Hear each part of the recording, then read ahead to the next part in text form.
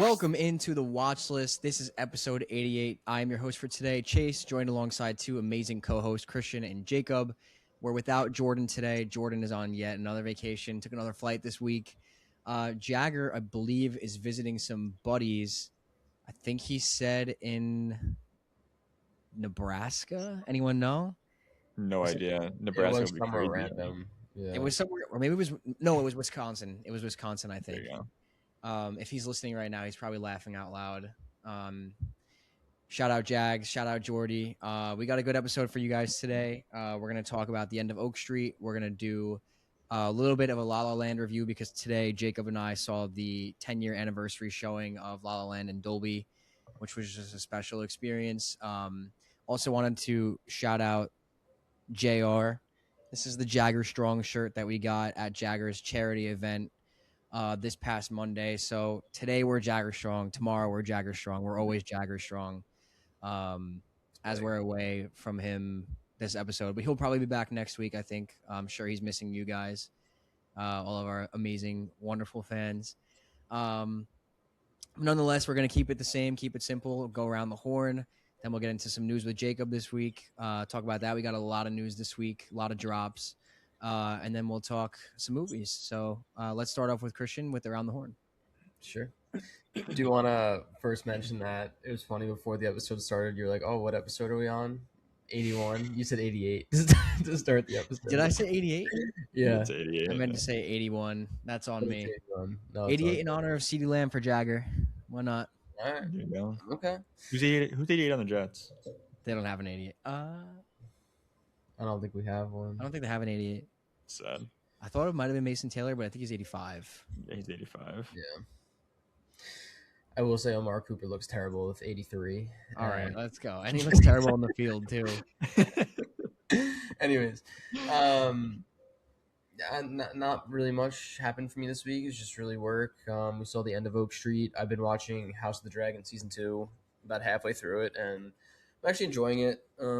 First time around, I watched it a couple years back, and I kind of just dropped it after the first couple episodes, and just felt like it was kind of nothing. But I've been enjoying it this time around, so that's good. Trying to catch up here. I don't really think there's anything else I did. I mean, I had a pretty fun weekend. We had a bunch of people over last night. Had a little game night, and I got a little too drunk, maybe. Yeah, I thought everybody was drinking. I thought everybody was drinking with me, but it was just me. Really cool, Chase. How cool is he? What kind of game? We were playing Quiplash, Cards Against Humanity. We tried this this game that was supposed to be really funny, but it was just like horrible. It was like one of the worst things ever. We bought a card game for it, and it was just terrible. But it was a good night. Oh, I played a lot of Mario Kart. Somehow Christian always comes in first. I literally have no idea how. But there's one moment last night where Chase was laughing like I've never heard before in my life. Oh my we could probably say that on here, right? We could probably say that. It was Cards Against Humanity. I forget what the prompt was, but I was like reading the black card and then reading all the white ones, whichever ones I thought was funniest, and it was something along the lines of like I don't even know. It was like playing with your love handles and fucking your big ass. It actually had like everybody on the floor. So for those who don't know, Christian is very, very big on making love handles jokes. He always calls his love handles that he claims that he has. He calls them loves. And he plays with his loves all the time. So it was just kind of like a perfect card for him. And it had me on the floor, like in tears, crying. It was funny. But yeah, other than that, work has been going well. Hopefully we have some exciting updates for work soon. In the next couple of weeks, we'll see. And then really just getting prepared for my sister's wedding this upcoming weekend, which is it's crazy to think that my big sister's getting married. It's fucking crazy, but that'll be it. 2 down and 2 to go in the Carucci fam. So That's crazy. It's this weekend. yeah, it's wild. Do you guys talk to her? We do. Talk to her. Yeah, we talk to her. I was actually thinking about that today. I think there's always like a different dynamic with like brother sister relationships than brother brother, you know. Um, but we try to keep in touch and you know be as close with her as we can. It's So Are you just like guys a in like? different kind of closeness. I feel like. Yeah. Are you guys in like the wedding party at all? Like, are you groomsmen Yeah. on this? yeah, we're Okay. groomsmen. Yeah, should be good. Should be a fun one. Yeah. Cool. Let's shoot it to you, Jake, with that Super Bowl hat on. Jake. Yep. Super Bowl hat. Don't really know why I'm wearing it, Oh, but I do want to quickly mention though that the Jagger Rubio Foundation charity event was fantastic. That I also I, participated in that this week. I thought you were gonna say something about the Giants. So I was shaking my head at that. Not not about the Jagger. Yeah. Shout out Seemed Will Alp. incredible. Yeah. Yeah. Shout out Alp. I was gonna say. I don't know if he I don't know if he still still listens to us. listens Yeah. or yeah, if he still listens, tunes in. I obviously I couldn't make it. Unfortunately, I'm very sad about it. But from all the pictures I saw, like videos, just like everything, it seemed like really amazing. So super happy that he put that all together. Um, and yeah, seemed great. Shout out Jags.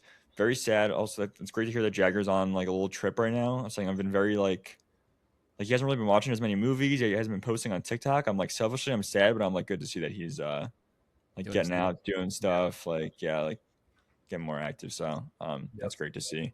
In terms of me, nothing much new. Yeah, I don't know. Also hoping for some exciting work news soon. We'll see. Um, what did I watch this week? Did I do anything this week? Sicario. I never know. I think I watched Sicario before last week's episode. Jordan just watched Jordan Sicario. just watched it. Yeah. Had he not seen it before? He had. I just think he probably forgot to put the click the rewatch button or whatever.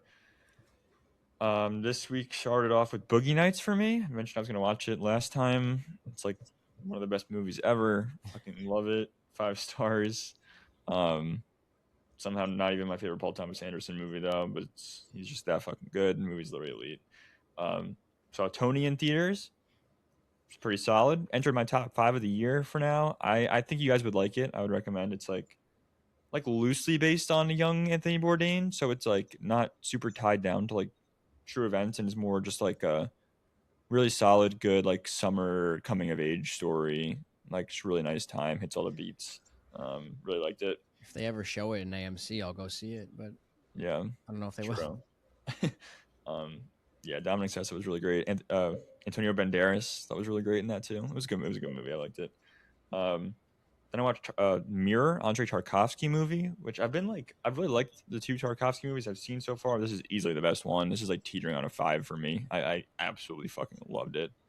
I've been going back and forth between that rating, but I don't even know why. Like it's also like it's very slow, but I don't know. It really fucking got me. I thought it was an absolute masterpiece. Teenage Sex and Death at Camp Miasma, the new Jane Schoenbrunn movie. I wasn't as much of a fan of I Saw the TV Glow as most people, and then I think I like this one a little bit less than that too. Like I don't know, people are really liking it. I think there are obviously reasons to like it, but I just thought it was a little like way too on the nose and like referential and a little heavy handed for me. I wish it was a little more subtle, but I guess that was kind of the point. It just didn't really work for me. Last Temptation of Christ, Martin Scorsese, fucking banger. Absolutely loved it. Really? Loved it. It was awesome. I think I'd put it in my top 10 Scorsese.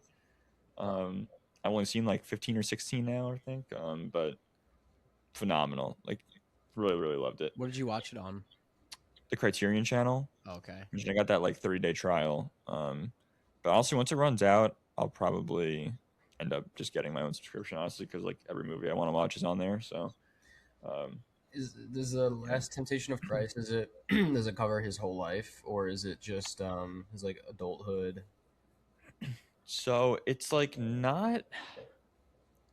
It's just his adulthood, but it's also like not super accurate to like the gospel. It says like it's like it's kind of a depiction as if like he or it depicts him as more of like a regular man than like the Messiah. But like it's still it's interesting. I wonder how you guys would think, because I know it's like a little bit controversial among like Catholic people.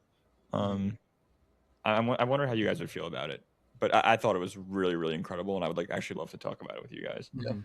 Um, I watched Hoppers, the new Pixar movie from this year that I hadn't seen. I didn't see that. I didn't see you watch Yeah, that. I thought it was okay. I didn't like love it, but there were like things I really liked. Yeah.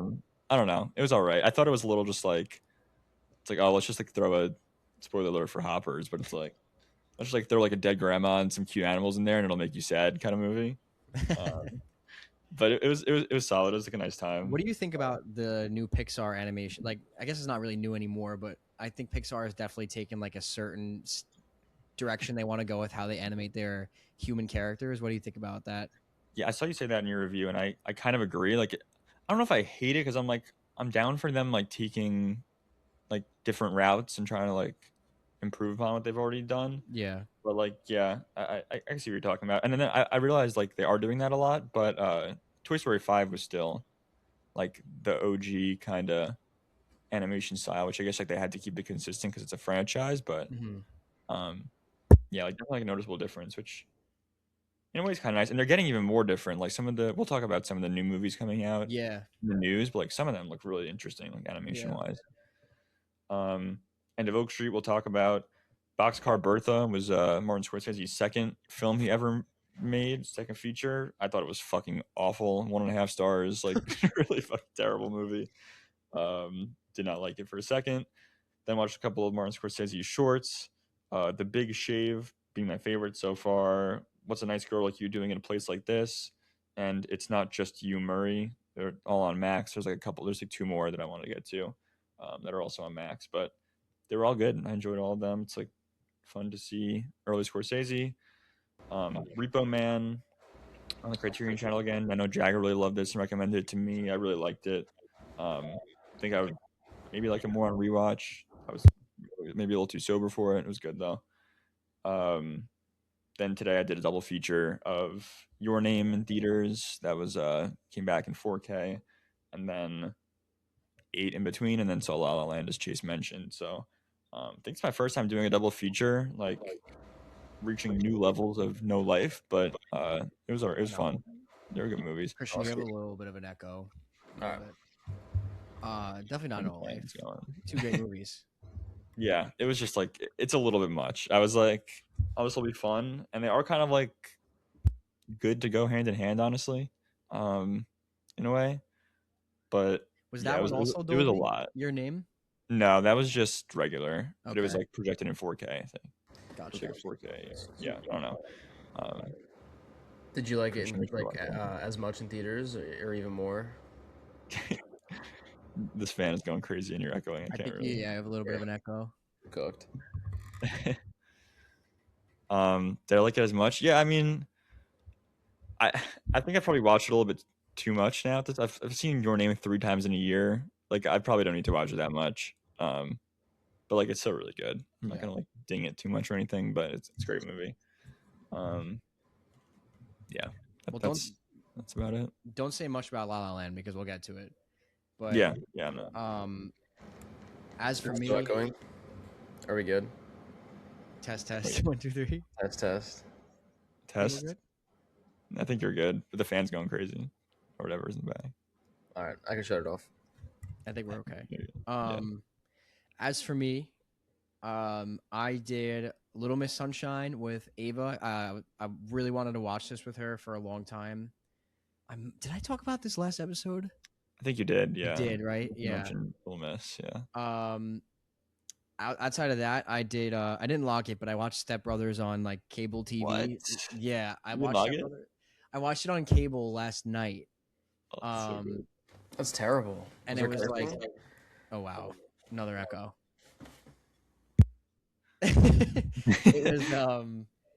It was like after hours, so I guess it was like a dirtier version. Still not like the completely like rated X version or whatever it is that is like. Have you seen that version? I have a long time ago, but I haven't seen it in years. It was great. truthfully one of the best comedies in the world. I hate when people say that they don't like that movie or that they don't like Will Ferrell because it's just like you're just trying to be different. People don't like Step Brothers. Is that like a thing? Yeah, I've heard that before a couple times.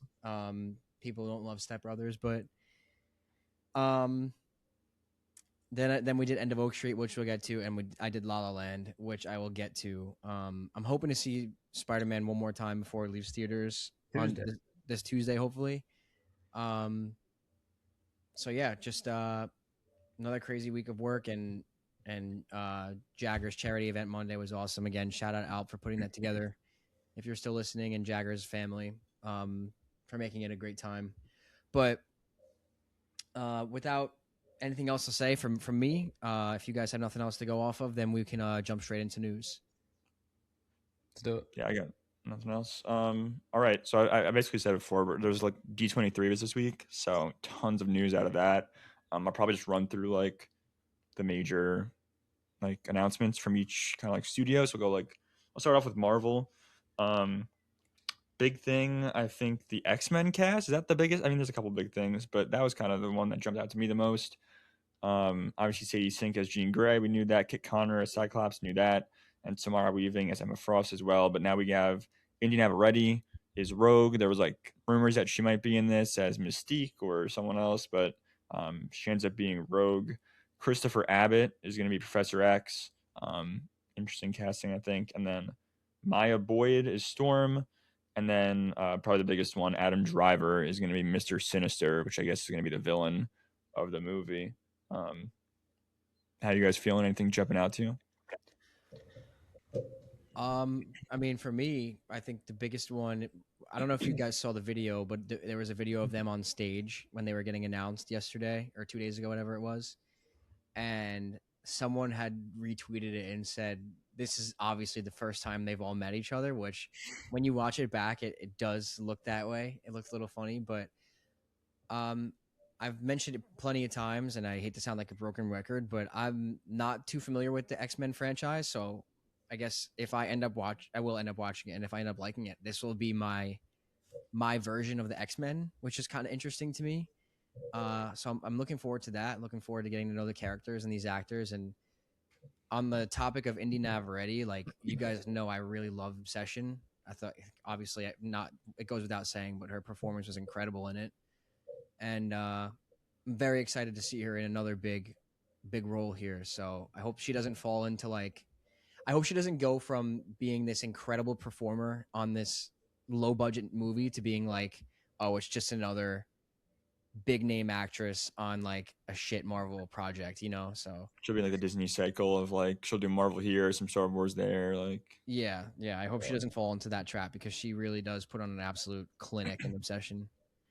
Yeah, I think the castings are really exciting, like the people they chose. But to your point, pretty worried about Indy. I just don't want her to just be Marvel and like blockbuster movie. Like I think she has like talent beyond that. So I hope that she can get out of that cycle and continue to make really good movies. We'll see, but I think the castings itself are really exciting, and I think Jacob can probably talk a little bit more to it as he's more of like an X-Men fan. yeah, I guess I don't know. I mean, I definitely remember growing up watching them. I was big like I don't know if we talked about this, but like when I was younger, I would like go to the library and just like rent not rent, I guess, but like check out movies from the library, and I would just run through all the superhero stuff. So like the X-Men were a big one in that rotation. Like I remember watching those original ones, and then hearing First Class was really good, and I like really loved First Class. Um, Days of Future Past is also like that's probably like the one that's considered the best one of that like newer era of X-Men. And then Apocalypse and Dark Phoenix I never saw, but I heard they were both really terrible. Um, but yeah, like I like the characters. I don't really know anything about Mr. Sinister, and that's who Adam Driver's playing. So like the best actor in this group playing a character I don't know anything about is like intriguing, I guess. Um, Maya Boyd is like pretty much seems like a complete unknown. I was looking at like what she's done, and it's like really nothing. So that could be interesting. And then Christopher Abbott as Professor X, I think he's a good actor. Um, yeah, I don't know. I don't really care too much about the MCU to be honest. So I'm not like super excited or like super pissed. I'm just like, okay, this is like interesting, and we'll give it a chance. Adam Driver is definitely enticing to me. Yeah. Surprised we're not getting a Magneto yet, but we'll see. Adam Driver definitely is the headliner. I didn't even mention him, but like I think we all unanimously love him as Kylo Ren. So Oh yeah, getting to see him on, I guess, a similar type of um, role that he's trying to tackle will be a lot of fun. He's awesome. so they also confirmed they're not doing a Ben Solo movie, which I think is good. But also, just so sad what they did in Rise of Skywalker, man. He's actually so incredible in this first two. Yeah. What a So shame. good. Other big Marvel news: the new Doomsday trailer. I think you guys seem a little more excited than I am. Christian seemed pretty pumped. If you want to talk about it. I thought it looked sick. um, I mean, it showed like obviously the core characters are going to be in it. It had a little bit of Thor. It showed Doom kind of just fucking Thor up and literally just like flicking him like he's an ant, which is crazy. So obviously Doom is insanely powerful, probably more powerful than I even thought. Which gives me some excitement. I wish that there was a little bit more of like a lead up to Doom, like heading into this movie, but we're here and it is what it is. But um, I mean, like maybe like from a CGI standpoint, it does look a little bit like over the top, crazy, and maybe bad. But Yeah. I think just like seeing all the different faces, like Shang-Chi, Thor, Doom. I I don't know. I'm hoping for the best. Spider-Man put me back on. Like maybe MCU could be decent here. The Fantastic Four movie was solid. Uh, Thunderbolts was solid. So I think they're on like a better run than they were like post Endgame. I think they're starting to do a little bit better. So I mean, we'll see. We'll see what happens with it. But the trailer reeled me in a little bit more than the first one did. That's for sure. It reeled me in. It reeled me in a lot of more than a little more. Like you said, like CGI looks pretty terrible, but I'm very intrigued. I'm getting pretty excited. I hope it's not like fool's gold, but what particularly excited me about it was the shot they show or whatever of Reed Richards like talking with Victor, and he's like, what did he say? He's like, Victor, like, what did you do? Like, seeing, like, I don't know. Something about it, like, kind of scratched my brain in the right way. So that got me a little excited. I also saw some rumors that people believe that the New York City in the trailer is going to be Tobey Maguire's New York City, which is a little scary. I think we all kind of tether on the line of we're not really sure where where we want that to go. I think we all They Go should just ahead. killed him in No Way Home, like when he got stabbed at the end. Like that should have just been it. That would have been but perfect. like I think it's like almost disrespectful to like bring back Toby's character that's so sacred to so many people and just kill him off for this movie, just like as maybe as a sense of fan service. It just doesn't make any sense to Yeah. me. Like nobody wants to see Tobey Maguire Spider-Man die. In the Doomsday. So I'm saying like Spider-Man No Way Home was like all them coming together and he's like mentoring Tom, like, and then he gets stabbed at the end. It would have been like the perfect way to Yeah. go out, like helping Tom not fall down a dark path. And it's like you keep him alive just to bring him back here to kill him would be terrible. Yeah, stay away from that at all costs. I think, but I think there's a lot of people theorizing that's the way it's gonna move. That scares me a lot. I mean, is there any like scenario where they killed Tobey Maguire off and like you guys are okay with it, That or works. Maybe I like don't think so. if it does something, I've really grown to love Tom Holland's Spider-Man a lot. So if it does something to progress Tom Holland in some significant way, then like maybe. But like Jacob said, like they could have just done that in No Way Home and like had it there. And I didn't want it to be done in No Way Home, but like when they stabbed him, I remember my reaction being like, "Wait a minute, what are we doing?" But I don't know. I'm excited. Like seeing all those characters in the trailer kind of got me a little more excited than I would have thought I would have been. And you're right, it's probably because of Spider-Man.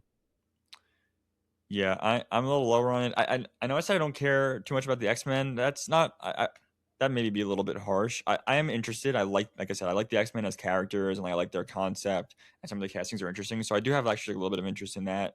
Like maybe not super excited like for other movies, but like I am interested.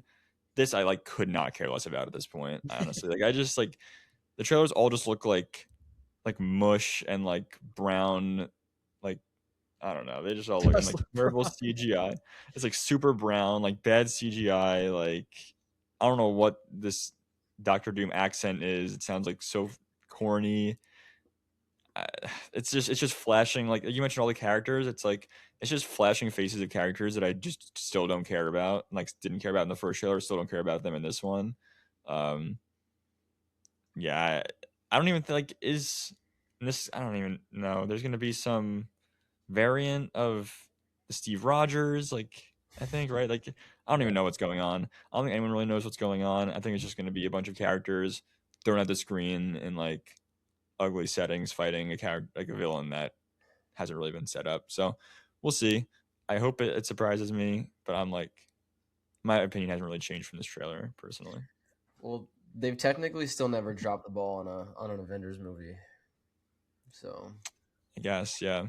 There's also like because I was thinking about this too. Are they just gonna do the same kind of thing as Infinity War, where like the villain kind of wins at the end because like Secret Wars is coming next, and like they're not just gonna bring Doom in one movie and kill him, right? Like right away. Like no, I definitely assume that Doom is going to do some damage. Like, and I'm okay with having Doom win, if you want to put it that way, or just at least make it an interesting storyline. Obviously we don't want like a repeat of Infinity War, but yeah, make it somewhat interesting. We'll see what'll happen. But What does I it think do for you guys if Doom comes in and he kills like Thor, like that, like what, like on a dime, like after seeing what he did for the original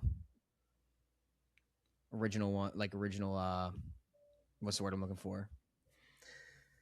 like The X original, Men. the original go around. Oh, if you Because just Thor is such a beloved character, you know. like if he kills Thor as the first, like right away, he just like kills Yeah, Thor. like if because they show in the trailer like he just like stops Thor's hammer like this. Like, what if he just like kills Thor like it's no problem, like without upset you guys? no, I think that'd be kind of cool. I think if the movie started off like that, I wouldn't like that. It's just it opens up and they just kill main universe Thor. Just like Yeah, that would just be like a weird way to kill off a character that's been here since the start. I Yeah, they think. wouldn't do that, especially after including that in the trailer. I Yeah. don't think they would do that. Like we pretty much know the X-Men are just gonna get fucking killed right away, right? Like what's the point of even advertising them at this point?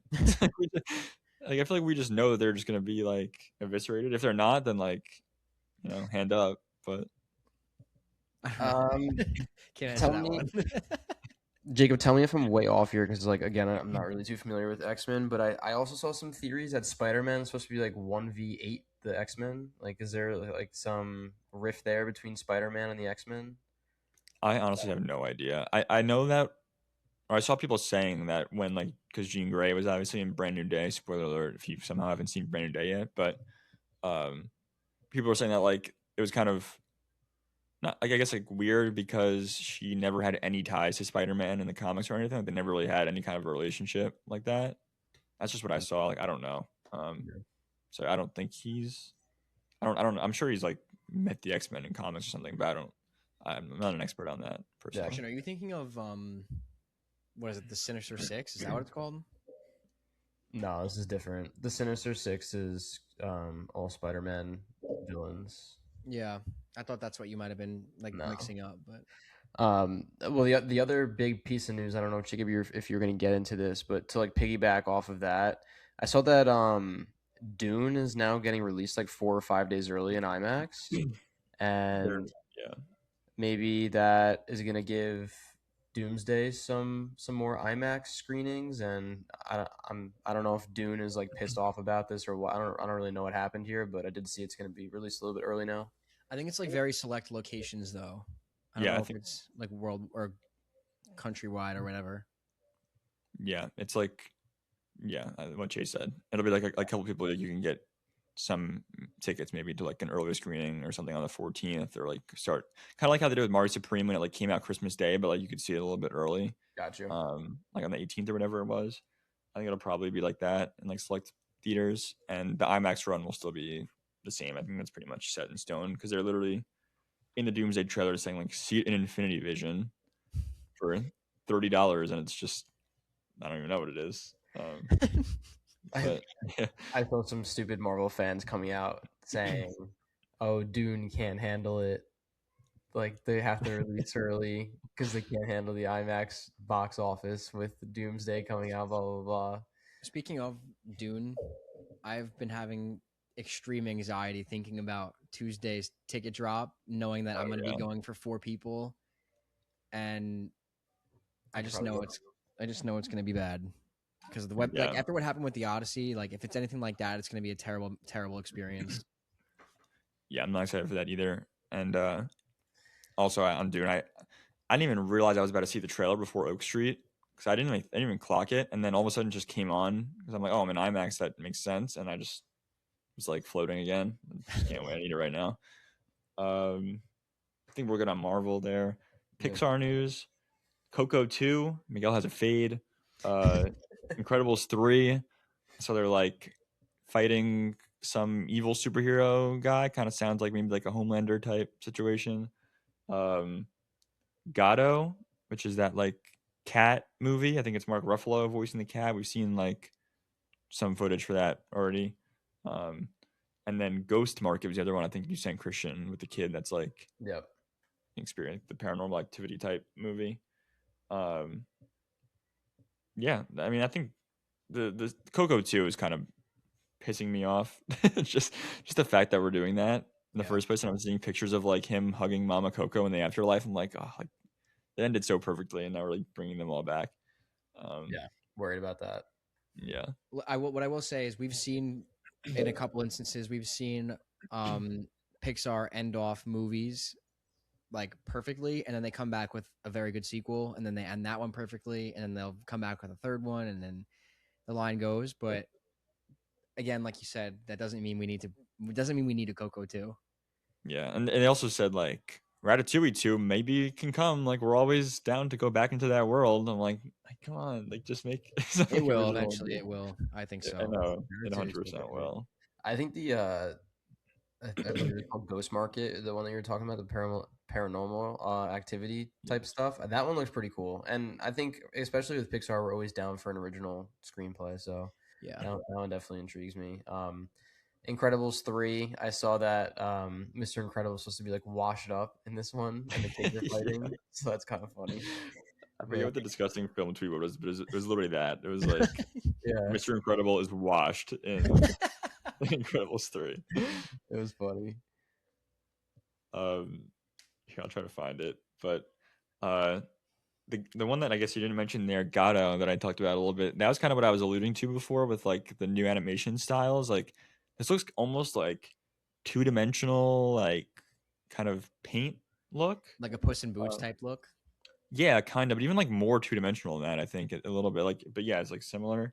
Um, I think it looks like interesting. I mean, I'm down for them to go into Europe, and it almost sounds Ratatouille-ish. It's like I think it's except it's like in Italy, and it's like he's a black cat, and everyone like is scared of black cats. I guess he has like a bad rep, and that's kind of sounds like Ratatouille a bit. I don't know what his actual like pursuit is. I think it's maybe like art or something. I'm not 100% sure on that, but I think that one sounds like pretty intriguing. Something new, something original, like different animation style. Like I'm pretty excited for that one.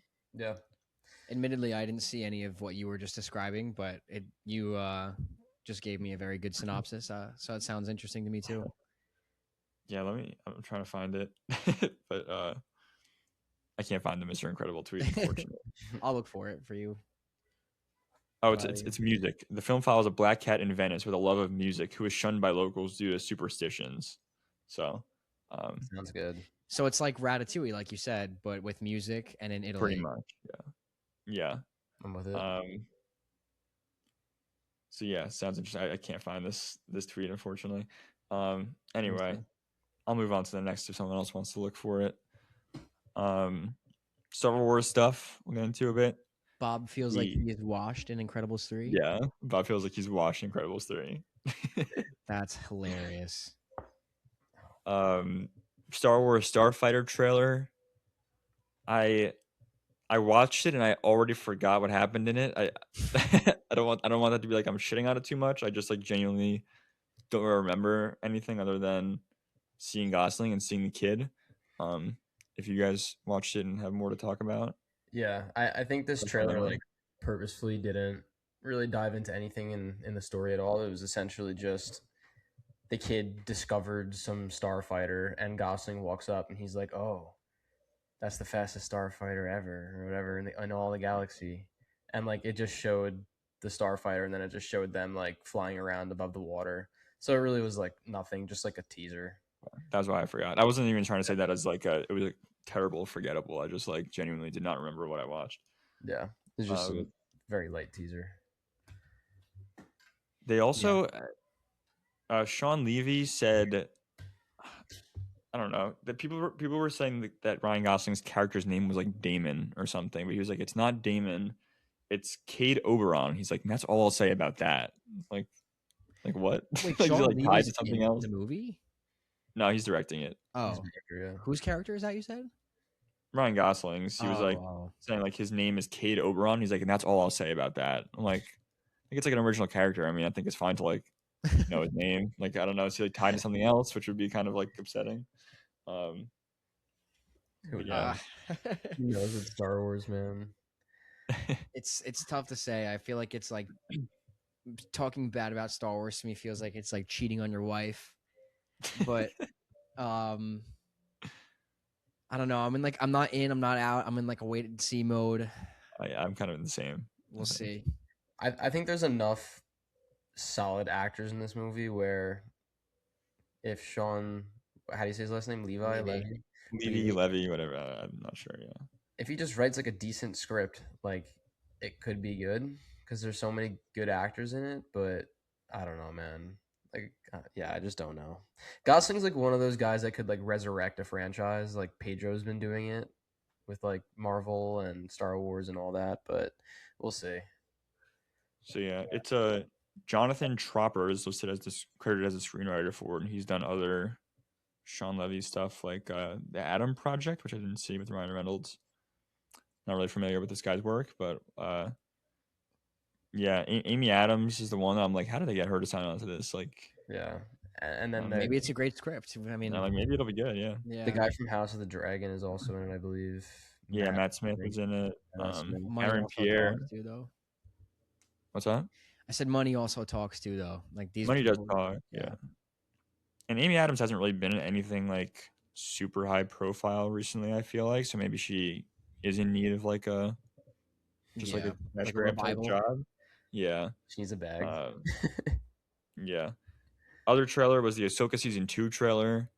I know you guys really liked it. Okay, Chase, I thought you guys were gonna be really excited for this one. I thought it looked awful. But I thought it looked pretty bad, to be honest. I know Christian said he was in on it, but I thought it looked pretty bad. I think it's just kind of like it just looked like the same thing as season 1, but like a different flavor on it. And like it looks like it's wintertime and like Anakin's a little more involved, which I love Anakin Skywalker. I love Hayden Christensen, but like if it's done well, great, but like it just did not look good to me. I don't know. Christian? I thought it looked good. I mean, I guess are you guys complaining like the look of it like didn't look good? I am personally. I think like yeah, I think both. I think both.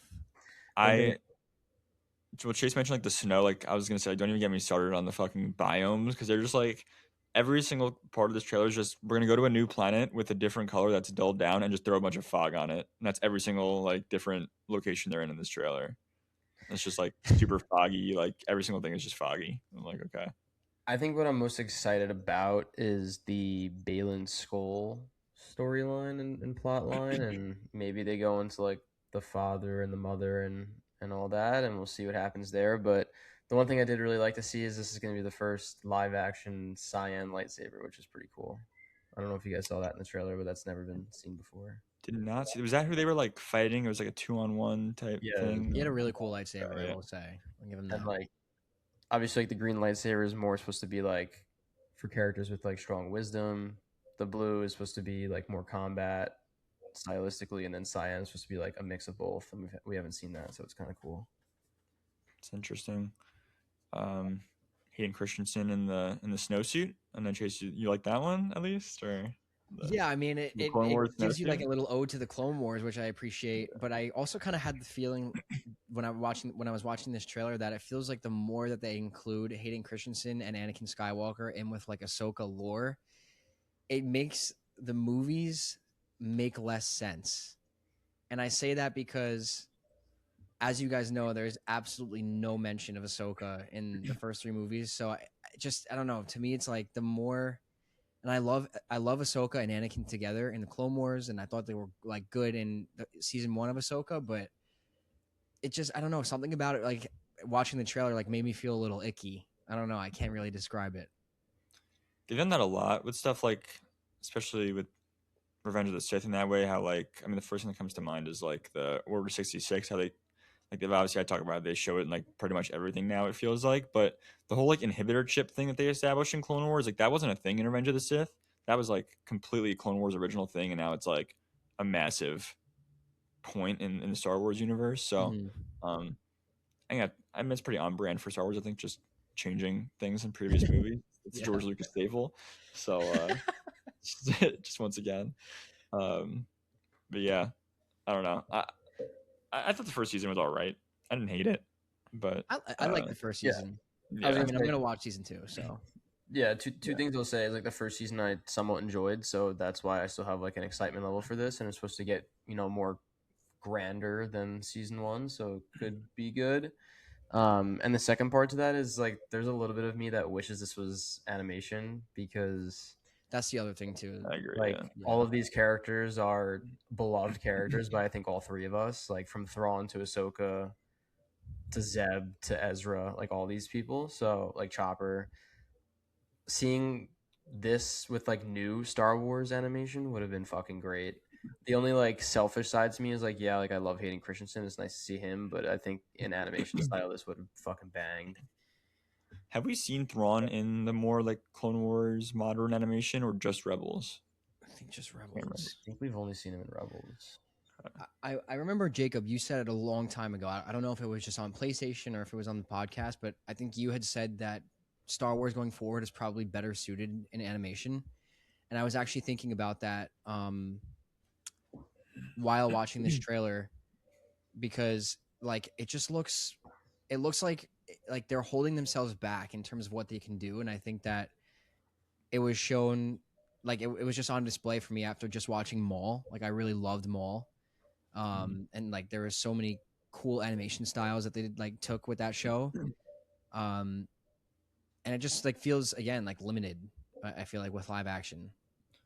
Yeah, it's obviously never gonna happen where they go full animation, but I agree. I think these stories are better told in animation. I think that they age a lot better. Like the look of them, like when you just have kind of some like wonky choreography, some like weird CGI, and you have people like flying all over the place. It can look a little bit weird in the moment, and even worse as time goes by. So Mhm. I think animation just not only looks better, but like it ages better. It makes more sense in this like heightened reality universe, and they've like proven that the animation looks good and they can tell good stories in it. I think the other thing is like to your guys' point, I think with legacy characters especially, I think that it should be animation. Yeah. Like we saw these guys 20 years ago, 30 years ago, so it's like these guys have aged. Like these aren't the same people, and they're Yeah, still like playing Hayden these Christensen roles. looks weird, like, and he sounds like his voice is so much deeper now. It's like it just doesn't. It's just not like, I don't know. It's not Clone Wars, tickling my brain. Clone Wars Anakin's also the better version, personally. I think so. Clone Wars so Anakin is I awesome. wouldn't go full time animation going forward. Like I do love live action Star Wars, but to your point, like I think the legacy would be characters. Yeah. a good way to put it. yeah, I think that's a good point. Do we have time for other stuff? There was like a few other things, but nothing like super pressing. One other thing that Um, I saw was they were really trying to recruit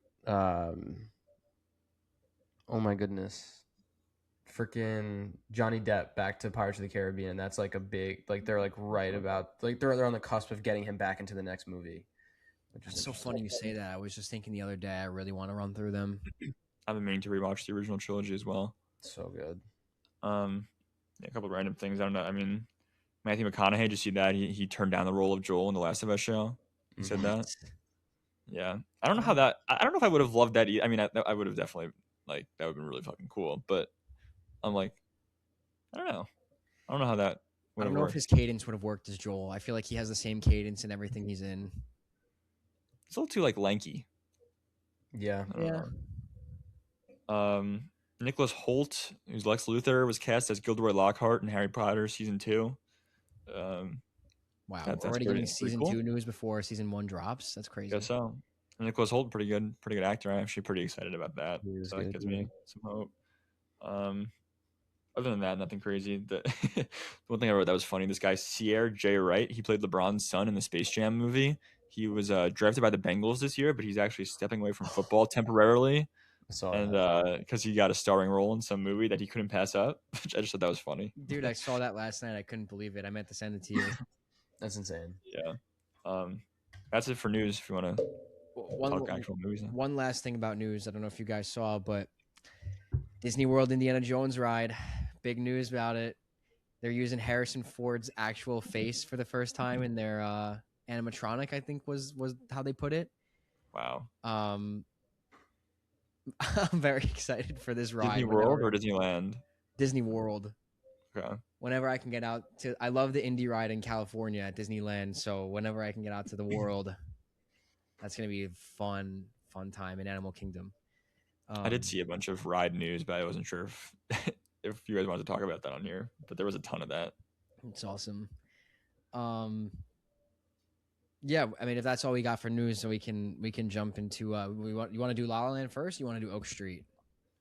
Um, up to you. I don't know. Do you think La La Land would be? I think we can just I don't chat think. Yeah, I short. don't think it'd be long. I Let's think just keep give La La our Land short. thoughts on the experience. And I know. So, given that you're in LA, and I know that this movie is like really near and dear to you, so let's start with you first. What Yeah, I mean, this is I think the third time I've watched it this year. Yeah, it's the third time I've watched it this year. Fourth time since I've like been in LA. So definitely like hits different, and each time I kind of pick up on like different street signs or like locations that like I've seen or drive by or like so that whole part of it is just really cool every single time. Um, the opening sequence like makes me emotional, not even because there's anything sad going on, but it's just like I just think it's just such an incredible opening to the movie, and it just like floors me every single time I watch it, and it did that again. Um, yeah, I mean, honestly, not a ton to say. I love picking up on new things with it every time.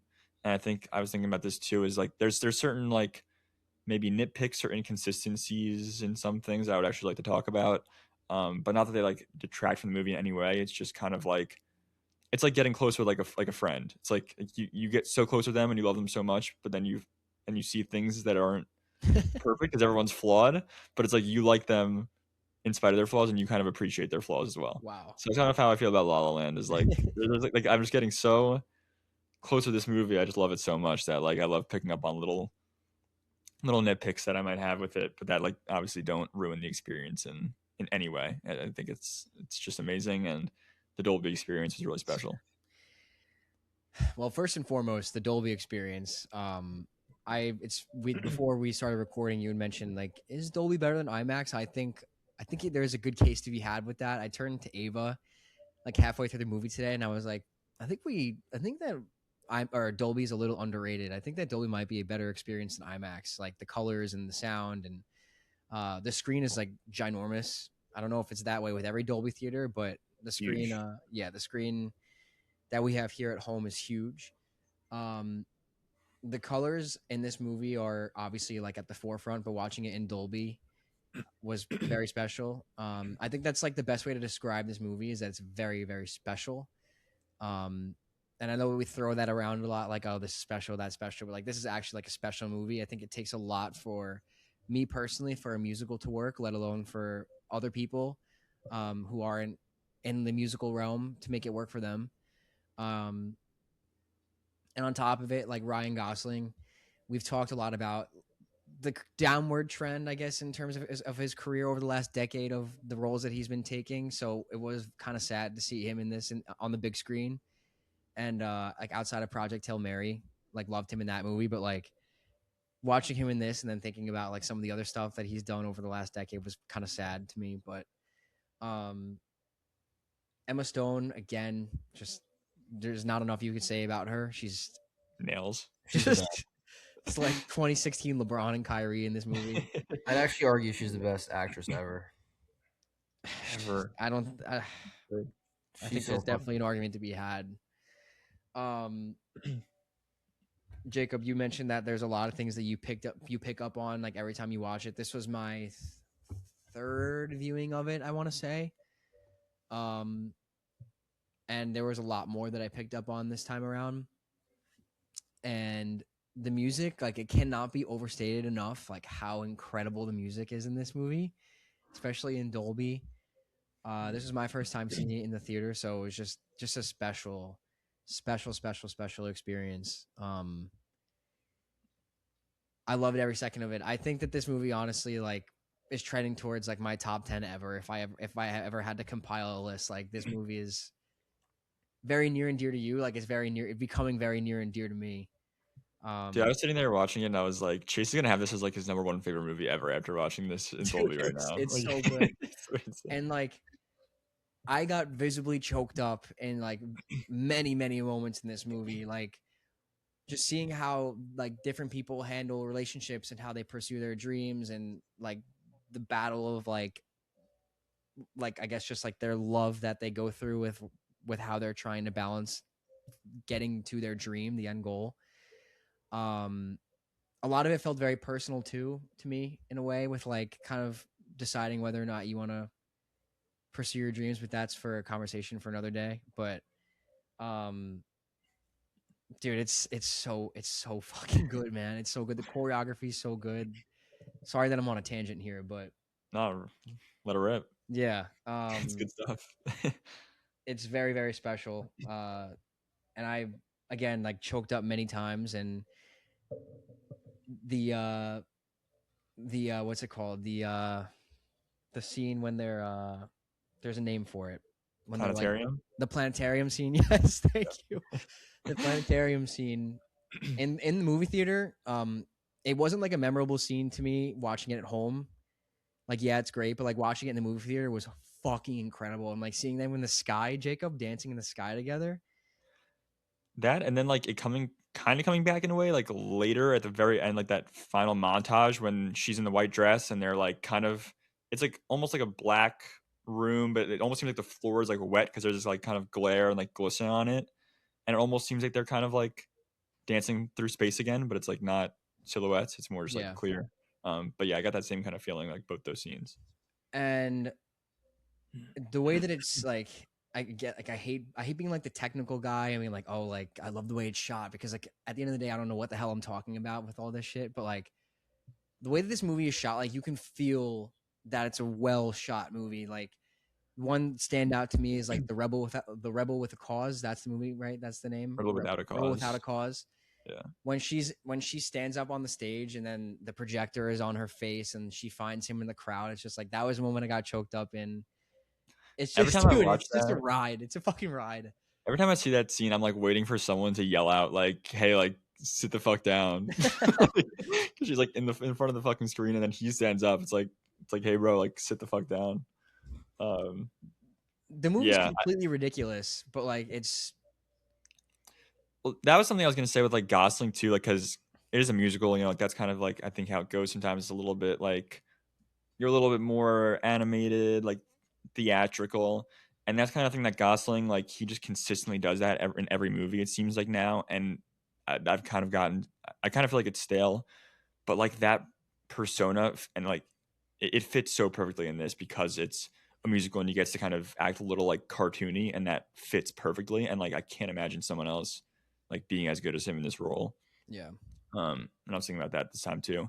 Also with how it's shot, like something I noticed I just loved was just like something that like you kind of said, like it scratches your brain in the right way. When she fails that audition, when she gets the call back for the audition, like when she's with Gosling, then she goes and does it, like the one that's kind of like Rebel Without a Cause. And they like, she says like 2 words and they're like, all right, thanks, like we've seen enough, like you're done. It cuts outside and it's like transitions to kind of like a handheld kind of cinematography where it's like a little bit shakier. You kind of like feel like her anger and distress that she's been disrespected, and does the same thing after they like get in their fight. Like once the fire alarm goes off and Gosling goes to the kitchen, it like cuts to handheld on Emma Stone, and then like as she storms out, it, like follows her in that same way. So it's like you get that like same feeling that she's like stressed out, angry, been disrespected, like, Mm-hmm. and I just love how they like use the camera to tell that aspect of it. Yeah. Yeah. Yeah, I honestly think it's one of the greatest movies ever. No other way to put it. It really leaves me speechless. Like, loved it the first time, loved it the second time, and on the third time, like obviously the movie theater elevates everything for obvious reasons, but like it's hard to put this movie into words for me. It's that incredible. Yep, incredible. I'll end it on this. I was looking back at my first review for La La Land that I wrote back when I watched it in September when I got out here, and I ended it off. My last sentence is, "I'd do anything to see this on the big screen." And like now I've done it twice this year, and like just incredibly special. Like we already said, very special. But yeah, use that word a lot, but it applies. Yeah. One last thing too. There's like a very like the dreamlike sequence in the end when she's at Seb's listening to him play the piano. Obviously they're like visualizing themselves together. The dreamlike sequence when they're in Paris and like everything around them is like, it just makes it makes me feel like I'm in Disney World. Like I'm like a 10-year-old little kid. It's so hard to explain, like the way that the movie captivates, like bringing that, it like brings out an inner child in me, and in like some certain sequences. So I like wonder if it does the same for everybody. I don't know if it has to do with the music or if it's just like the pizzazz that it gives Hollywood. It's like that old Hollywood practical Yeah. sets, painted backdrops type thing, almost like, or like if you're like watching a play. I know, like obviously, we talked about your sister at the top. She's obviously in a lot, like does a lot of theater, so I'm sure you like grew up seeing a lot of like shows and stuff. So Yeah. that makes sense. Yeah, definitely. Undisputed 5-star. It's like not even a question. I think if I were to make a top 10 list, it would be in my top 10 for sure. I agree. I'm very sad Christian didn't get to see it. Yeah, that is sad. Yeah. It's a 5-star movie. It's a perfect movie. Damien Chazelle maybe a little bit slept on in my books. Let's get Babylon on your screen this week, Chase. What do you say? Maybe. I think I'm gonna have to now. Throw it on. I'm gonna have to. Do you like it better than La La? No, you don't, right? No, but I like it better than Whiplash. Oh my god, that's right. He did Whiplash too. Sure did. Yeah. I turned because Ava's been telling me she really wants to watch Whiplash, and I turned to her. I forgot J.K. Simmons is in this movie, and I'm like thinking about him as Omni-Man when I see him on the screen. But I'm like, oh, like that's the main character in Whiplash. She was like, oh my god, we got to watch that, and he's nuts in Whiplash, so that excites me. Yeah. Cool thing about Whiplash too. Whiplash was, sorry, we're going on so long with this, but Whiplash was like kind of made out of anger because he couldn't get La La Land made. Like Chazelle, like he really wanted to make this movie, and like they wouldn't let him do it yet. Like I don't know exactly all the details around it, but I know he was like not able to make it yet. Out of frustration, made Whiplash, which is like obviously a much more anxiety-inducing, angry kind of movie. So like the fact that he made that, which they were like, all right, fine, like you know what you're doing, like. It's crazy. You can do La La Land. That's crazy. He was able to like make his passion project like as a second movie, which is wild. it's pretty exciting. That's crazy. Whiplash's best, so that's pretty wild. Yeah, got to do some Whiplash. Anywho, should get to Oak. Yeah, let's get to Oak. Christian, since Jacob and I went on a tangent there, why don't you kick off our review of End of Oak Street that we saw on opening night on this past Thursday? Yeah, I'm not even gonna pull up a plot because there is no plot to this movie. There's a plot. There's no plot.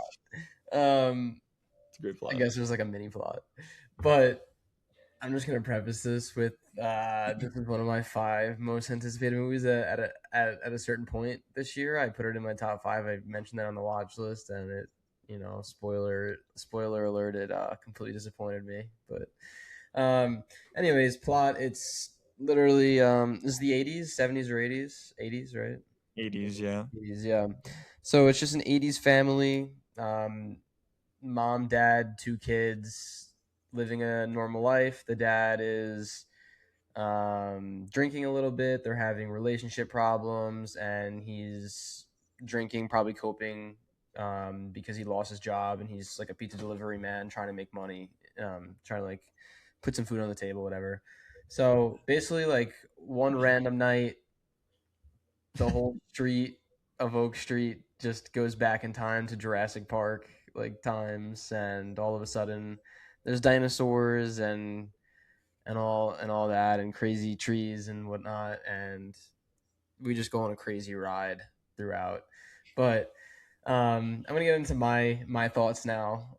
So basically, like this I think this movie like tried to be funny at times, and like honestly, I don't know if any of the humor landed with me at all, and I think a lot of that was because I thought the acting was so horrific. It's not even funny. Like I think this is. I mean, I had to think about it, but I haven't seen Anne Hathaway worse in my life. Um, I I fully haven't disagree. seen I haven't seen Ewan McGregor worse in my life. I And will say one quick thing on Ewan McGregor. I didn't know if he was trying to put on an American accent or if he was supposed to have like a half accent, but I thought his accent was pretty bad. It took me out of it a lot with him. yeah, I'll let you know when I see it again. yeah. It's really sad for me to say that I didn't like Anne Hathaway because I mean she's like everyone's favorite. Everybody loves Anne Hathaway, right? So that and I think maybe a piece of that is because the movie tries to play into its corniness. So like the acting is supposed to be like corny, but it's just like I don't know. It's just like too over the top. Where I'm like, holy shit! Like some emotional scenes, like she's bad. I'm like, fuck, that sucks. And then in particular, the daughter is bad. I don't know if I she's thought ever the been son in was anything even else. worse. Well, if you just, The son was The worse. son was even worse than the daughter. all right, well then that's pretty Oh my telling. God. Um, There's one scene I want to talk about so bad. I think Was it the crying scene No, when she's that sitting at the one foot of the too. bed and crying? When who was at the foot of the bed The crying? daughter when she's like, No, it was with the son when the bully like tackles him and he's like fighting the "Oh bully. God." I just You can keep going, Christian. Sorry. I just don't think there was really anything like really interesting about this movie at all, and it just like was so like this was like Stranger Things corniness like times 35, and like the acting was just all like terrible, and there wasn't really any redeeming qualities outside of maybe some unique filming styles. Like there was definitely some like really cool shots they had going on, and like there's even like one jump scare that like really got all of us, and like a Dude, really me loud too. fucking boom. And I was like, "Holy Which one shit!" was? Like, Wait, which one was it? I honestly I it was like forget, a but I just remember noise, like I think. jumping at him. What was Yeah, it, Christian? I don't even know if like it was like a dinosaur like scaring the screen. It was literally just like a noise. It was like very quiet, and then all of a sudden a really loud bang, Yeah. and like everybody jumped. It might have been when they like transported because like yeah, I literally like there was a point I was kind of like not like dozing off, falling asleep, but I was like losing a little bit of focus, and then that shit like woke me up, and I jumped in my seat. What the Yeah. fuck? And I'm like, especially recently, I'm like one to just like sit down and like try to like find the enjoyment in like sort of like an adventure movie like this. But there was like very few scenes where I found myself like, oh, like I'm having fun here. One scene in particular that I did really like and I thought was fucking hilarious was the dinosaur actually taking Ewan McGregor's leg, like eating it off, and then coming back and just eating his ass, All killing him. That scene was fucking hilarious. Like that scene was great. And I when that happened and he bit his leg and he was just like in the ground, like literally like entrenched into the dirt, like the soil of the earth, and he had the one leg removed, and he was just sitting there screaming. I was like, okay, they're buying into the corniness of it, which I didn't really come to terms with until that point of the movie. And then the dinosaur just started like munching on his body, which was like kind of dark. And then everybody like in the theater kind of like audibly got like pretty quiet when it happened. I was like, everyone was like kind of like, oh shit, wait, he's like actually like there's no coming back from that. And then I thought because that was like pretty surprising to me too, because like Yeah. you said, like it's a pretty like it's goofy and it's silly and it's Spielbergian, But then all of a sudden it's like this guy's leg is off, and then and that was like I thought that was a really fun chase sequence altogether. But then to like cap it like that, I was like jaws on the floor, and it's like holy shit, there's like real fucking stakes here. And then the next scene is when like the like snake thing slithers into the house, Yeah. and then I was like terrified. I was like, oh my god, someone's gonna fucking die here. Like The someone else snake is thing gonna was eaten. disgusting, by the way. I'm like Anne That- Hathaway's head is gone, the kid's dead. Like what the fuck? That was the best sequence of the movie for sure. Those two scenes, I would say. And then there was like some funny, like corny moments, like the kid trying to jump to the portal and the portal disappears and he just falls flat on his face. Like that was funny. But like I don't know. Overall, I just like I could not buy into the corniness, and I feel like it's either you do or you don't. And I had Rachel to my left like saying like, "Oh my god, can we leave? This movie sucks. Like, what are we watching here?" And like I don't blame her because I definitely don't think this movie is gonna hit for certain people. And I don't really think the dinosaurs in particular were all that interesting either. I mean, like the T-Rex, like that chase scene was fun, but outside of that, I don't know, nothing really stuck with me. So I don't know. I didn't expect it to be this corny either. Like I think some of the trailers as well was also really deceiving, and that's fine because we always talk about how like we hate when trailers give stuff away. So I'm cool with that. I had no idea that this movie is going to be this corny. But my last point here is I will say that I did enjoy the way that they ended the movie. I thought it was really interesting to be able to like go back in time, steal the alternate, or I don't even know if you'd call it like alternate universe or just like go back in time and just like steal the father away from the family before they go off and die. And then in the end, I think me and Chase saw it. There was like duplicates of the friends in the yard of that girl. Yeah. That was funny too. Yeah. So I do think like the ending was actually like pretty solid. Yeah, that's my rant. Funniest scene I thought the because the kid was like kind of eyeing the girl from the start, like the neighbor girl, and then they're all like three in the room, and like the kid's sister is like helping her like fix up her wound, and they exchange that look, and then it like cuts to the kid's face, and it's like oh like the girls are actually into each other. And Yeah. it's I thought that was hilarious. Like my whole theater was like dying laughing at that. I don't know. Do you want to go, Chase? I know you're kind of similar to Christian. I mean, yeah, I think it's very similar to Christian. I was expecting not to be as corny as it was. I think that one of the biggest takeaways for me was the overuse of split diopter shots, especially in the home living room sequence. It was just like so much that it was like distracting to me in a way. But like it's supposed to be a lighthearted, like corny movie, so like whatever, I guess. It's like you're not really supposed to be like, oh my, like you're not really supposed to be like peeling back the depth of the layers of the movie, whatever. But like it was funny-ish, but again, like similar to Christian, like some of the jokes just didn't really land with me.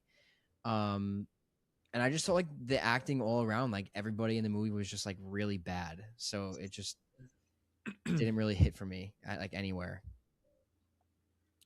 Yeah, I like this movie. Unlike Chasing Christian, I had a good time with it. It's not a masterpiece I by thought any you were means. gonna fucking hate this movie. I was really shocked. No, dude, like kind of like all the reason that you're saying that you guys were just like so out on it. Like I was just like, this is so fucking stupid, and everything that's happening is ridiculous. And I just like had a good time. I was like, this is hilarious. Like they fully know exactly what type of movie they're making. Like they're paying homage to these like 80s and 90s kind of Spielberg like esque movies. It has like all that stuff in it, and I'm like, and they're going like full bullshit, and I respected it, and it was like very funny to me, just like watching them just do the dumbest shit at every turn, and like you're gonna say something, Chase? Yeah, I was gonna say like to that point, I do think that this movie would have been electric if it was like with our friend group, like watching in a group setting, like one of those like missing type movies, or like I don't know, just one of like those stupid movies that you sit and like watch with your boys. Like I think that this would fit that mold really well. It's funny you say that because I had the same thought when I watched Trap, and I was thinking about Trap watching this because I'm like yeah, like the second we kick off and they're like at this like block party, and they're like Anne Hathaway pulls Ewan McGregor to the side to be like, it's not working, let's just say it, and I'm like I'm like wow, this is the worst dialogue of the year. this is the worst of the year. But I actually thought Anne Hathaway was good. Like I thought Anne Hathaway actually like for what this movie was, like I think did a good job, and I bought into her. Um, yeah, like I just bought into it. That's pretty much about it. I think it was I think well shot. It's pretty creative. Like I said, it pays homage to those like kind of 80s and 90s action type movies like this. Um, but like it gives like a modern feel, brings it into the modern day. It's something that we don't really get a ton of now as a movie like this. And it still feels like original, even though it is so reminiscent of like Jurassic Park and things like that, like Twilight Zone a little bit. And I liked how absurd the concept was and that we didn't really explore it. Like I appreciated that too. I'm like, this is just a crazy occurrence that happens to a random family and they have to come together to survive. And that's literally it. And like, let's just like watch them try to survive and get home. And I liked how simple it was and like just how like I think there were some really great, exhilarating like moments. Like I said, that chase sequence when they're running from the T-Rex and then Ewan McGregor hits him with a fucking sledgehammer. I'm like, this is knocks it out. like, one perfect swing. Like this is just a ridiculous fun, and it was actually like pretty intense. Like I mentioned, that snake in the house sequence I thought was really great. And then like them escaping at the end too, I thought was like really fun. And just a ton of good thrills and a cathartic finish with the dad. So I enjoyed it. I thoroughly enjoyed this movie. No reason to have a star. I didn't think I was going to after seeing your guys' stuff. It started off pretty rough. Not rough, but I was like, this isn't great. But like I probably don't hate it as much as you guys, but this isn't great. And then I just ended up like kind of giving myself over to it, and it worked for me. So I will say, like, maybe the one really good part about this movie too is you kind of mentioned it. There are stakes in this movie, and there's like never stakes in any movie. It feels like having the dad actually get eaten, and then you see like all the neighbors, they're all just getting absolutely fucked up by the dinosaurs. Like I thought that was really really cool. And then especially like the one neighbor who's like the asshole the entire time. Then he's on his house just like shooting his gun, and then you just you just see him getting absolutely fucked up by like the sky like this. That guy. He's in Babylon too, Chase, and he's in Wolf of Wall Street and The Boys. And this guy, PJ Byrne is the actor's name, plays that exact role in every single movie. It's like it's so funny, and like every time I see him, I'm like, I know exactly what I'm getting. He's just gonna be like a coked up asshole the whole time. Yeah, it's so funny. Any other thoughts? I feel like, I'm trying to articulate something for you. I don't know. I think there's not much like dive in depth here. I feel like. I think I definitely on Letterboxd I started off with a 1-star rating, and then I was like, all right, that's probably too harsh. Maybe like a 1.5. And like the more I think of it, it's like, yeah, it's probably not a 1. It's probably like a 2.5. But I don't know. I just like I left so disappointed because I had such high expectations earlier in the year. That was gonna be one of my questions. She was like, because I thought I remembered you being excited, and I guess you said like it was more corny than you expected. But like I felt like we pretty much got like exactly what we paid for. I'm like, this is a random family going back in time and like fighting dinosaurs, and I'm like, that's pretty much like what they advertised. So I was like, I guess what like surprised you was just like the acting and dialogue was like that bad. Yeah, it was that, and it's just like I think the tone got me for sure. The tone and like the music especially, like such cliche music. There's nothing that really like stood out to me. Like the sad scenes, it was just like the classic sad music that you hear in like any random TV show that you throw on TV. Like everything was just so cliche, and the acting just really like I know you're saying like you thought Anne Hathaway was like fine for what she was given. Like I thought she was brutal. I thought she was good. The worst Anne Hathaway scene was when the basement floods, and then she's like, just out of the door, just go in the other room. But she's like she's playing an 80s mom, like from an 80s sci-fi blockbuster. I think she sells that. I mean, it's not like it's not she's gonna get an Oscar. Yeah, so but like at that point, I didn't really. I didn't really like understand by that point like the tone they were shooting for. Like going into this movie, I thought it was gonna be like a serious, maybe not like a serious movie, but like I was expecting like a thriller, not like a comedy thriller in a way. Okay. I mean, it's fair. I completely like you said, like this is a movie that if it doesn't click with you, like you're gonna fucking hate it because there's like so much that's like I said, this is just complete bullshit for 99 minutes. That's literally all it is. It's like every single turn is ridiculous. The kids suck. Like But like it feels like a fun. I thought it felt like a fun 80s I movie. think it would have been really fun if we were all together watching it. I think I would have liked it a lot more. It's like it's one of those movies where I'm not even kidding. Like I heard this in the theater when like the most ridiculous scene or result like happens. Everybody's like, "Oh, come on!" Like it's like one of those. It's like, "Oh, of course, of course." Like it's just like one of those movies. I'm like, yeah. That was how I felt when the kid jumped for the portal and fell on the ground, and I was like, I like that because I'm like, of course that's what happens. Like that's exactly what's supposed to happen in this movie. Like it wouldn't happen any other way. Wait, is this movie electric? It was so fun. It was so funny. Does Jagger and Jordan plan on seeing it? Do you know? I'm sure don't know. Jagger's going to see it. Jagger I'm would sure never Jagger watch will. that movie. Yeah. Like the dinosaur sex in the picture. I mean, that was like That this was is so funny. stupid. Okay, and so funny. that was hilarious. And then when she wanted to take the picture of him and like that was the picture she was remembering him by, Ava turns to me and she was like, "What are we doing? Like this is just too much." But again, like in hindsight, it is funny. It is objectively funny. Yeah, this is a director too. This is his, I believe it was his fourth film, but I've seen 3 of them. This is the third one I've seen, and it seems like his movies are very polarizing, both in like tone and structure, and they could be like a little, I don't know the right word, but it's just like abstract, not a lot to really, or a little hard to grab onto, like emotionally at times, like or just like really attach yourself to plots and stuff, in the story. But I mean, yeah, I like it. I like his films. I think he's like, like you said, like this is one that if you buy into the tone, if the tone clicks for you, then you're gonna really enjoy it.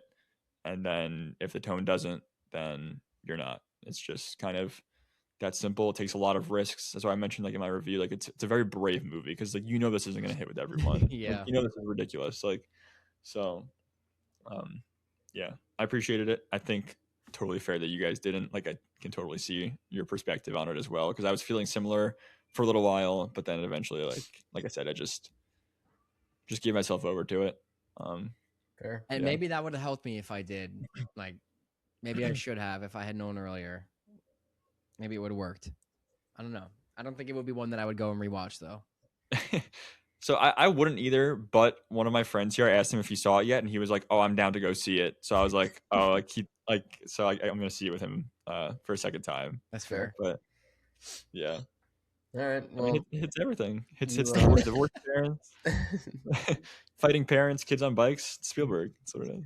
you got me up to a 2-star, so I don't know if you had a mission coming in here, but you got me up to a 2. He's a good advocate. Yeah. I didn't have a mission. But What was your rating, Jacob? Since you just gave us the 2, I gave us a 3. I was like, is it a 2.5 or a 3? And then I was kind of like, is it a 3 or a 3.5? So I think I'm definitely a 3. Like I definitely liked it for sure. We can maybe raise it. I That's probably settled in after watch at a 1.5. I think that after this, I'll probably bump it to a 2. I think with a different perspective, maybe I would have liked it a little more. But again, just for the many things that we said, I didn't love it like the way I had hoped. But yeah, I'm excited to see what Jagger and Christian, or Jagger and Jordan think. I hope they both go see it, especially Jordan. I think Jordan will have a field day with this. To be honest, I think Jordan, like, you think he would like it or hate it? I think like for good and bad reasons. Like I think he'll either like really love it or he'll like be like, that was the worst thing I've ever seen. Jordan's just gonna be like, "What the fuck?" I turned to Katie and I was just like, "What the fuck?" And then all of a That's sudden, 1.5 for Jordan. all of a sudden, Henry was sitting next to us in the office, and he was saying, "Don't get back to work." Anyways, that does it for our movie reviews for today. One last thing before we get off here, I wanted to ask you guys. I wanted to mention in news, and I'm just remembering now. Did you guys keep up or see any of the leaks for Beyond the Spider-Verse this week? I did see a little bit, and I kind of was like watching a scene, and I turned it off because I was like, I probably shouldn't be watching this, but I was too intrigued. Christian, did you see any of it or no? I saw it was there, and when I saw it, I said, "I'm not watching it." And I clicked it off. There's some interesting chatter about it, about like some of the animation design that they have, and I saw like what's his name, Chris Lord. Phil Lord and Chris Miller. Okay, yeah, I think it was Chris Miller said that like it's not completely done, like not polished. So people were complaining about the Miles Morales with like his 2D animation, which is very scary in my opinion. I feel like that's what makes Spider-Verse so special is some of the animation style. So I hope that they don't. I hope that they didn't like try to teeter onto a different animation style and into this one. That's the least of I my was worries. I mean, yeah. I they was gonna say, absolutely mastered the first two, and they literally had like this whole like fucking lawsuit going on with how much time they spend putting into like these movies. I have no doubt in my mind that this next movie is going to look fantastic. It's more about can they conclude the story and can it be like a perfect trilogy? So Yeah, yeah. This movie comes out next June. We got time. Like yeah, they'll fix it. It'll be fine. yeah. I saw a trailer leaked. I watched like a very like 10 seconds of the trailer, and then you like same as you guys. I was just like, I don't know if I want to watch this as like a 2D or not 2D, like a 360p version of what I want to see in like 2 months from now. So, but yeah, that makes me think that like Spider-Verse is very, very, very, very close to like starting to get into the meat and potatoes of like the tour, like the hype tour, coming up for next year. So, um, And off the heels of like Brand New Day, I've been seeing so many people just posting Spider Verse stuff because that's like the next big Spider Man, yeah, obviously.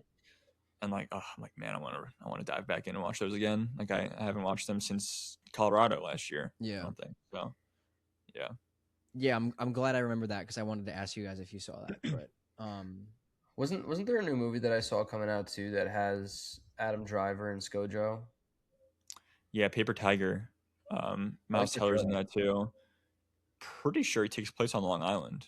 hmm, Okay, it looked really good. Not 100%. Yeah, that looks. I'm excited for that too. Is that this year? Same direct comes out later this year. It premiered at Cannes. Same director that made Ad Astra, which I didn't really like, but I mean you should revisit. Mm-hmm. Um, and then a couple other movies. He made The Lost City of Z, which is a Pattinson. Pattinson's in that, which I've heard good things about. Don't know much about him, but apparently it's pretty good. So. Yeah, I'm gonna have to watch that trailer. I don't know what you guys are talking about. they obviously have phenomenal connections, ScarJo and Driver. So excited for that one. Cool. You guys got anything else before we sign off here? Don't think so. I'm also excited for Behemoth. I saw a poster for that outside the theater. Oh, I was also going to say, this is also sorry to keep us here longer, but when I walked out of La La Land, there was a guy outside the theater playing, I think it's called Perfect by Ed Sheeran on a saxophone. I was like, great. This is like, it's like the perfect like walkout song for La La Land. This guy's on a fucking sax. It's That's crazy. hilarious. Oh, God, do I watch that again tonight before I go to bed? So Went back, good. went up. So good. Yeah. Anyways, thank you all for tuning in to episode 81 of the Watch This podcast. We will see you guys next week, hopefully back with our original crew, all 5 of us. And we'll see you next week. Peace. See ya.